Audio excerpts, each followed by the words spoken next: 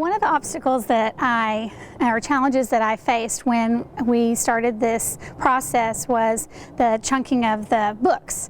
As a pre-K teacher, I'm used to using books that are maybe around rhyming or pattern books, things of that nature, or even very simple storybooks. But I found that with the chunking, I was able to use a little bit longer books and making sure that I found books that had a definite beginning, middle, and end to them.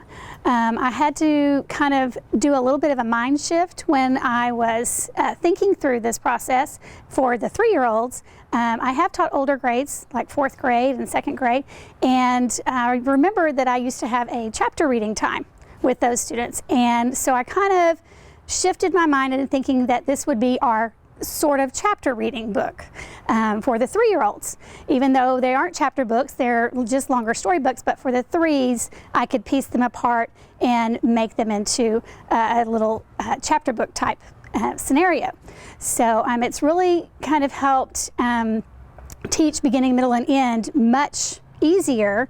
That was another thing that I was a little concerned about in the beginning, was the having my 3-year-olds understand that I was stopping the story in a place and it wasn't the end of the story. So that I was going to continue the next day.